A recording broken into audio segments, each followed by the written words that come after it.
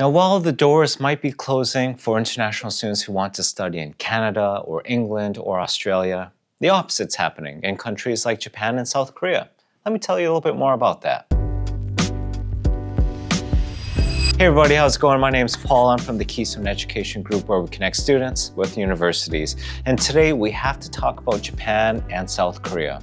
Because while other countries in the world are making it more difficult for you to go and study there as an international student, Japan and South Korea are going the opposite way. They want you. Both countries have set ambitious goals for their international student enrollment numbers to be able to compete with the likes of Canada and England and Australia. So let's start first with South Korea.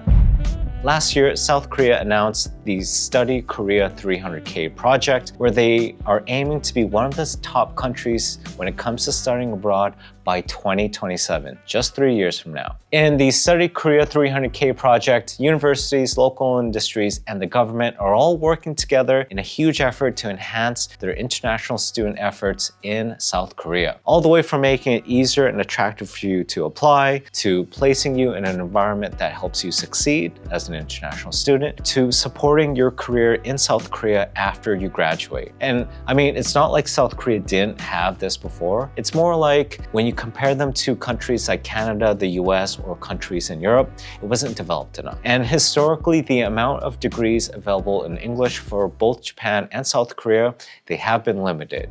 But with these initiatives, I think that's all set to change.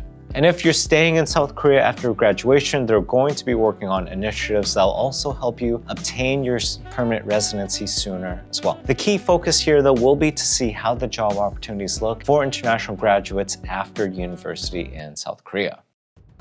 Now over to Japan. Japan's goals for international students are a little bit more modest. They're aiming for 400,000 international students by 2023, which, if you take that into perspective, that's just roughly over the amount of international students that Canada will issue visas to for this year in 2024. We all love Japan though, right? I feel like everyone's wanting to travel to Japan nowadays, especially after COVID. Demand for Japan seems to get higher every year, and Japan's reported numbers seem to correlate with that statement. Japan had 20% more international students in 2023 compared to 2022, and it's looking like double-digit growth for this year as well. But don't take my word for it. Japan's government has released a video all about it, and I've attached a link to that video in the description and in the top right.